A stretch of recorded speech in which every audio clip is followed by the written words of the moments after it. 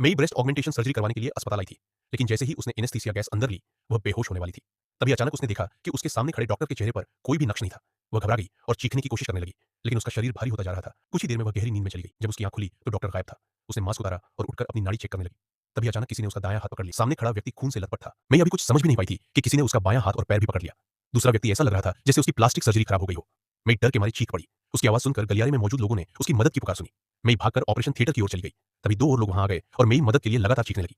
एक महिला ने उसके पैर छोड़ दिए और धीरे धीरे शानू की ओर सर्जिकल चाकू लेकर बढ़ने लगी। उसने शानू पर हमला करने की कोशिश की, लेकिन शानू ने खुद को बचा लिया और हाथ में पकड़े एक स्टैंड से उस महिला को गिरा दिया। बाकी दो महिलाओं ने मई को छोड़ दिया और शानू की ओर बढ़ने लगी। मई ने इसी मौके का फायदा उठाया और पीछे से भागने लगी। शानू ने दरवाजे को स्टैंड से रोक दिया, लेकिन वे महिलाएं उसे अजीब निगाहों से देख रही थी। यह देखकर शानू का पूरा शरीर डर से कांपने लगा। दोनों वहां से भागकर गलियारे के दूसरे हिस्से में चली गई। उन्हें समझ नहीं आ रहा था कि इस अस्पताल में आखिर हो क्या रहा है। शानू ने बताया कि मई पहली सामान्य इंसान थी जिससे वो मिली थी। फिर उसने उसे बताया कि लिफ्ट में उसे एक अजीब बूढ़ा आदमी मिला था। शानू मई को अस्पताल के नर्स स्टेशन पर ले गई, लेकिन वहां का फोन काम नहीं कर रहा था। शानू ने मई को नर्स की यूनिफॉर्म दी और उसे पहनने के लिए कहा, लेकिन मई को गलतफहमी हुई कि शानू अभी भी कोई खेल खेलना चाहती है। शानू ने समझाया कि अगर वह अकेले भाग सकती है तो नर्स की यूनिफॉर्म उसके लिए मददगार होगी। तभी शानू को पास वाले बेड पर एक आदमी दिखाई दिया। उस आदमी ने बताया कि उसे गोली लगी थी और उसे अस्पताल लाया गया था।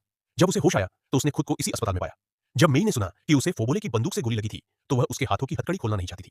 लेकिन शानू को लगा कि अगर उन्हें यहां से बचकर निकलना है तो उन्हें एक दूसरे का साथ देना होगा। तीनों ने कई सर्जिकल चाकू उठाए और अस्पताल के मुख्य हॉल की ओर जाने के लिए तैयार हो गए। लेकिन तभी लिफ्ट वाला डॉक्टर अंदर आने लगा। वही तीन अजीब महिलाएं भी सर्जिकल चाकू लेकर छत की तरफ से बंदरों की तरह ऊपर चढ़ आई। लिफ्ट का इंतजार करना संभव नहीं था, इसलिए तीनों पास की सीढ़ियों में छिप गए। शानू ने बाकी दोनों से कहा कि वे भाग जाए और वह पीछे रुक जाएगी। लेकिन जैसे ही वह जाने वाली थी, अचानक उसके सिर के ऊपर तेज सफेद रोशनी दिखाई दी। वह घबराकर सीढ़ियों से नीचे भागी ताकि अपने साथियों तक पहुंच सके। तभी अचानक एक काले हाथ ने उसका पैर पकड़ लिया। शानू ने नीचे देखा तो सीढ़ियों के नीचे का दृश्य किसी नरक जैसा लग रहा था। वह डरकर पीछे हट गई। तभी अचानक एक नर्स वहां आई और उसे वापस गलियारे में ले गई। नर्स ने कहा कि उसने शानू की जान बचाई है और नीचे जाने का कोई रास्ता नहीं है। शानू ने कहा कि उसे अपने साथियों को ढूंढना है, लेकिन नर्स ने गंभीर आवाज में कहा कि वे उसके साथी नहीं है और उसे उनके साथ नीचे नहीं जाना चाहिए। अगर वह नीचे गई तो शायद कभी वापस नहीं आ पाएगी। शानू ने नर्स का हाथ हटाने की कोशिश की, लेकिन तभी उसने देखा कि नर्स के चेहरे पर भी कोई चेहरा नहीं था। इसी दौरान अचानक एक महिला डॉक्टर वहां पहुंची। उसने एक रुमाल की मदद से पुरुष नर्स को बेहोश कर दिया। इसके बाद शानू भी बेहोश हो गई। जब महिला डॉक्टर उसे नीचे ले जाने वाली थी, तभी व्हील चेयर पर बैठा एक बूढ़ा आदमी उसके सामने आ गया।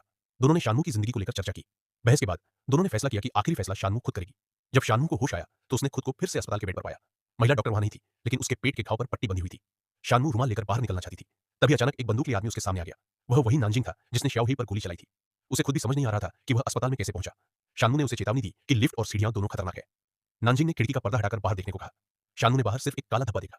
उसे कुछ भी साफ दिखाई नहीं दे रहा था। नानजिंग ने अपने साथ हुई घटना याद की। वह सुपरमार्केट में कॉफी खरीदने गई थी। तभी एक कर्मचारी ने धीरे से बताया कि एक बंदूकधारी आदमी लूटपाट कर रहा है। नानजिंग ने सोचा कि श्याओ ही वही लुटेरा है। उसने बंदूक फेंक दी और आगे बढ़ गई। शानू अचानक डर कर उठ बैठी। उसे लगा कि खिड़की के बाहर दिखाई देने वाला काला धब्बा बिजली जाने की वजह से है। लेकिन जब उसने पीछे मुड़कर देखा तो नानजिंग भी रहस्यमय तरीके से गायब हो चुका था। शानू रुमाल लेकर वार्ड से बाहर निकली। वहां उसकी मुलाकात फिर उसी व्हील चेयर वाले बूढ़े